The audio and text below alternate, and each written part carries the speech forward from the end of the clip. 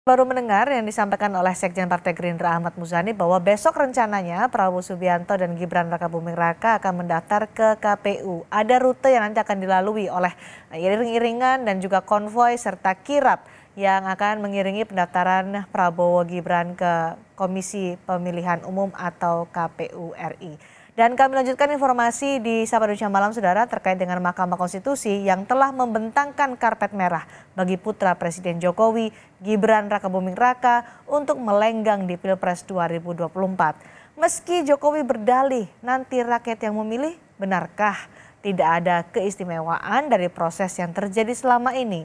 Kami akan membahasnya bersama Wakil Ketua Umum Partai Gerindra Habibur Rahman, bergabung juga budayawan Asfi Warman Adam. Selamat sore Pak Habib, Pak Asfi. Selamat sore, Mbak Terima Sheila. kasih sudah bergabung bersama kami di Sapa Indonesia Malam. Pak Habib, Pak Prabowo menyebut bahwa nggak ada salahnya soal dinasti. Bahkan dibandingkan juga dengan Prabowo Subianto yang menyatakan saya juga dinasti. Ada keluarga, ada pamannya disebutkan oleh Prabowo Subianto. Tapi bedanya kan Prabowo Subianto bukan putra presiden seperti Gibran Rakabuming Raka. Apa yang ingin disampaikan oleh Prabowo sebenarnya? Ya, saya pikir kita harus belajar berpikir konsisten ya. Kalau berpikir substansi ya substansi. Hmm. Tapi kalau dicari aja apa perbedaannya ya pasti tidak akan pernah ada yang ketemu ya. Yang jelas ya, yang disebut dinasti itu adalah model peralihan kekuasaan yang terjadi di sistem monarki. Mhm. Dari seorang raja diberikan kepada keturunannya, dilanjutkan oleh keturunannya. Sementara model sekarang di negara Indonesia ya dan dimanapun tidak ada dinasti karena kita ada di era rezim demokrasi di mana semua jabatan publik itu dipilih oleh rakyat. Oke. Itu kan bedanya. Jadi substansinya itu yang perlu dipahami gitu loh. Kalau Anda cari lagi perbedaan Pak Prabowo kan zaman dahulu pamannya hidup ya kan Jadi, bukan anak presiden ya nggak ketemu oke, jadi cara Gerindra berpikir Anda melihat itu gitu loh. majunya Nah, Gibran sebagai bacawa pres melalui proses yang kita tahu selama ya, ini jadi kita menggunakan gini ya, ini hal yang PDM Mahkamah sederhana Konstitusi sebetulnya. bukan politik dinasti. Ya, hal yang sederhana, praktek yang banyak dan lazim terjadi di negara yang super demokrasi disebut sekalipun seperti di Amerika.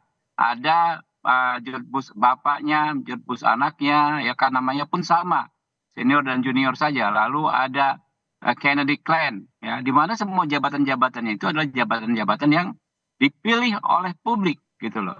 Jadi tidak ada relevansi berbicara dinasti. Kalau kita mengacu ke undang-undang, ya, misalnya Undang-Undang 28 tahun 99 Ya. yang disebut nepotisme sebagai turunannya dinasti ya adalah tindakan dari seseorang aparatur negara yang secara melawan hukum menguntungkan ya, secara melawan hukum ya Hmm. menguntungkan kerabatnya. Ini kan tidak ada perbuatan melawan hukum yang dilakukan Pak Jokowi, yang Oke. dilakukan Mas Gibran semuanya Baik, dalam konteks ya mengikuti apa yang dijamin baik. oleh konstitusi Oke, kita bahwa semua orang berhak berpartisipasi dalam pemerintahan. baik. Tidak ada yang melanggar hukum tapi yang dikritik dan juga menjadi perhatian publik saat ini karena menggunakan Mahkamah Konstitusi dengan cara mengubah undang-undang supaya bisa memuluskan Gibran sebagai bacawa pres maju ke Pilpres. Kalau Ya, Gibran bukan presiden, apakah tetap akan memilih sebagai bacawa pres? Itu kan jadi saya pertanyaan. pikir kita juga harus mengedukasi media, pers juga harus mengedukasi publik dengan tidak melulu mengulang-ulang pertanyaan yang insinuatif. Insinuatif itu apa? Pertanyaan yang berisi tuduhan. Walaupun itu kalimat tanya, tetapi isinya adalah tuduhan. Ya. Hanya untuk Jadi menjelaskan jelas saja ya, Pak Habib. makanya Sesederhana saya untuk mau menjelaskan jelaskan. itu. Makanya jangan dipotong ya. Saya ingin menjelaskan bahwa Mahkamah Konstitusi itu menguji produk perundang-undangan. Produk perundang-undangan adalah sesuatu yang bersifat untuk semua atau erga omnes. Ya, jadi tidak ada istilah putusan Mahkamah Konstitusi menguntungkan seseorang atau beberapa orang.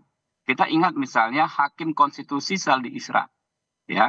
Secara de facto misalnya dia diuntungkan dengan Undang-Undang Nomor 7 tahun 2020 tentang MK yang memberikan tambahan 5 tahun masa beliau menjadi menjadi hakim konstitusi ya. Dan ketika beliau menguji undang-undang yang diajukan oleh masyarakat ya, dia tetap mengadili perkara tersebut ya. Padahal dia diuntungkan. Akhirnya dia menolak tidak ada dissenting opinion dan dia ikut dalam putusan Mahkamah Konstitusi yang menolak orang yang ingin membatalkan pasal tersebut. Jadi itu jelas karena dasarnya putusan MK adalah undang-undang ya yang diuji di MK adalah undang-undang yang mengikat semua orang, bukan orang per orang. Jadi tuduhan bahwa ini sengaja dibuat untuk memuluskan Gibran itu tuduhan yang sangat tidak beralasan. Jadi kalau orang ngerti hukum ya, orang paham hukum, tentu tidak bisa tuduhan tersebut tidak bisa diterima. Tentu kami juga ingin menjelaskan hal ini kepada publik bahwa walaupun Mahkamah Konstitusi sendiri, kalau Anda membaca putusan Mahkamah Konstitusi secara lengkap, itu semua sudah ada sebetulnya di putusan Mahkamah Konstitusi. Apa yang dituduh-tuduhkan berulang-ulang kali ya semakin lama semakin basi ini sebetulnya sudah ada semua gitu. Jadi nggak ada persoalan hukum dan juga persoalan etika. Apa etika yang dilanggar? Etika itu adalah kalau misalnya kita merugikan orang. Ya, ini kan tidak ada yang dirugikan sama sekali, justru menguntungkan anak muda yang kemudian mempunyai perwakilan dalam kontestasi ini. Oke, saya ingin mendengar komentar dari Pak Asfi. Ya, saya tidak akan melanjutkan persoalan kontroversi keputusan MK itu. Apa yang sudah dibicarakan di televisi, di media massa beberapa hari sudah memperlihatkan dengan jelas itu ada konflik kepentingan di sana gitu. Tetapi saya ingin mengulas aspek yang lain. Apakah dinasti ini buruk atau tidak gitu? Saya melihat bahwa apa yang terjadi belakangan ini bisa berpotensi mengarah kepada suatu dinasti yang diikuti dengan beberapa peristiwa atau kegiatan politik yang sangat buruk itu. Yang sangat buruk itu adalah ya pertama menyangkut cawe-cawe. Presiden Jokowi itu pada bulan Mei itu mengatakan akan melakukan cawe-cawe terhadap pemilihan umum. Selama cawe-cawe itu menyangkut upaya untuk melakukan pemilihan umum secara aman, damai, tertib, itu menurut saya oke. Tapi kalau cawe-cawe yang dimaksudkan itu pengerahan sumber daya untuk memenangkan satu pasang calon tertentu, nah itu yang berbahaya bagi demokrasi. Nah kita lihat bahwa itu bisa dijalankan dengan berbagai cara. Kita akan mengawasi itu. Lalu yang kedua, yang berbahaya juga sekarang ini terkait juga dengan dinasti itu adalah apa yang saya sebut dengan kultus individu. Saya melihat sudah muncul kultus individu ini terhadap Jokowi. Karena apa? Karena dalam 2 periode ini, pada periode kedua, Jokowi itu berhasil mengangkat atau memasukkan Prabowo dan Sandiaga Uno sehingga kaum oposisi itu menjadi sangat lemah dan tidak ada kritik terhadap Jokowi. Di sisi yang lain, Jokowi itu selalu tampil di media massa itu meresmikan pembangunan jalan tol dan lain-lain. Keberhasilan itu lama kelamaan itu menyebabkan kekaguman dari rakyat yang pada akhirnya merupakan pemujaan terhadap sang pemimpin. Dan itu yang terjadi ketika menurut saya Gibran di dalam koalisi yang baru ini dipilih gitu. Tidak lain menurut saya itu hasil dari kultus individu terhadap Jokowi. Tidak lain, Anda melihat ada peran Jokowi dalam ketika Gibran diumumkan menjadi bacawa pres Prabowo?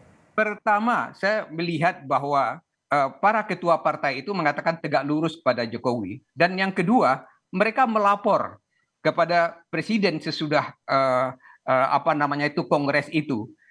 Saya melihat bahwa kalau Menko ekonomi melapor tentang kegiatan atau apa yang departemen yang dia pimpin itu memang kepada presiden, atau sebaliknya, atau di lain pihak Prabowo melapor tentang aspek pertahanan itu memang kepada presiden. Tapi melaporkan perkembangan yang menyangkut Gibran kepada presiden ini dan kemudian menghasilkan suatu keputusan ketika para partai itu, para anggota partai itu mencalonkan masing-masing ketuanya dan ternyata memilih Gibran, anak Presiden Jokowi, ya menurut saya ini semacam kultus individu terhadap Jokowi. Kalau tadi Pak Habib menyatakan ini tidak ada hukum yang dilanggar, tidak ada, kalau soal etika tidak ada yang dirugikan. Tanggapan Anda soal ini, Pak Asfi? jelaslah, karena kalau ada seseorang yang diuntungkan, tentu ya tadi Pak Habibur Rahman mengatakan tidak gitu, dan saya mengatakan iya, ada keponakan dari Ketua MK yang diuntungkan dari ini, bukan hanya generasi muda secara keseluruhan. Karena apa? Karena tidak semua generasi muda itu juga menduduki jabatan kepala daerah dan semacamnya gitu. Dan pada saat ini jelas yang dimaksudkan itu adalah Gibran yang memang siap untuk atau bersedia untuk menjadi wakil presiden gitu. Jadi keputusan MK itu menguntungkan Gibran gitu, dan itu dilakukan atau diambil oleh pamannya Ketua MK. Baik, Pak Habib, silakan tanggapi. Tadi juga disebutkan ini hasil mengkultuskan Saya Presiden pikir Jokowi. ya nggak ada masalah masukan dari rekan-rekan kayak Pak Aspi kita tanggapi ya.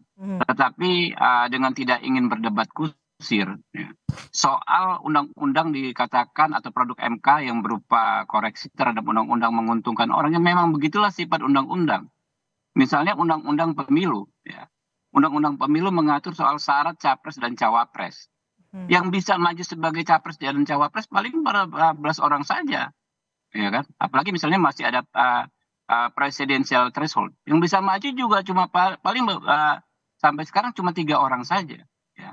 Jadi kita ini harus terbiasa berpikir yang mana substansi, yang mana bukan, gitu loh.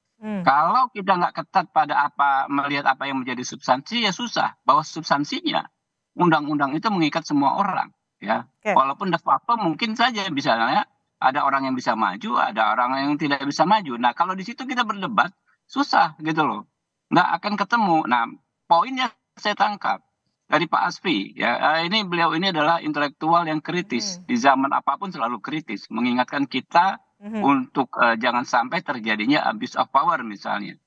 Kan substansinya kan itu. Ya kan semangatnya Pak Aspi kan begitu, jangan sampai nanti terjadi abuse of power yang membuat pertandingan tidak fair, ya kontestasi tidak fair. Nah, kita jaga semua dan itu ada perangkatnya. Daripada kita berdebat kusir, sementara dalam premis hukum ya kan kita berbicara soal hukum, nggak boleh kita menanggalkan sama sekali prinsip-prinsip hukum. Semua perdebatan tuh harus ada ujungnya, gitu loh. Ujungnya apa? Putusan hakim, gitu loh. Makanya semua proses hukum acara itu dibikin sangat panjang. Mulai permohonan, tanggapan pihak terkait, saksi kedua belah pihak, bukti kedua belah pihak, dan harus ada ujungnya, gitu loh. Jadi kita tidak berdebat kusir, gitu loh. Jadi prinsipnya sudah kita dapat, kita cermati. Kami berterima kasih kepada rekan-rekan intelektual kritis ini. Ini akan menjadi panduan bagi kita semua agar pemilu ini benar-benar bisa berlangsung dengan prinsip-prinsip luber dan jurdil. Baik, Pak Asfi, Presiden Jokowi juga menyatakan ada proses demokrasi hukum di Mahkamah Konstitusi. Nanti juga rakyat yang akan memilih. Apakah bisa sesederhana itu? Dalam kasus ini tidak sederhana ya. Seperti saya katakan tadi, kultus individu itu sudah terbentuk sekarang. Saya berikan contoh dalam pengambilan keputusan yang memilih Gibran itu oleh para ketua partai. Tetapi bukan hanya para elit partai, tetapi juga rakyat gitu. Rakyat, kenapa? Karena dalam dua periode pemilihan Jokowi, rakyat itu merasa puas gitu dengan apa yang dilakukan oleh Jokowi, dan kemudian ditambah dengan upaya Jokowi memasukkan kelompok oposisi itu ke dalam kabinetnya, sehingga tidak ada kritik. Semakin kekaguman rakyat itu semakin nyata gitu, sehingga para lembaga survei mengatakan mayoritas rakyat Indonesia puas terhadap kinerja Jokowi. Dan ini saya khawatirkan nanti jangan sampai itu menjadi kultus individu, sehingga rakyat akan mendengar arahan dari Jokowi, siapa yang akan dipilih misalnya, atau gerak simbolis dari Jokowi yang mengarah kepada calon tertentu gitu. Yang Anda khawatirkan dalam demokrasi? Terakhir untuk Pak Asfi? Ya itu, kultus individu terhadap pemimpin.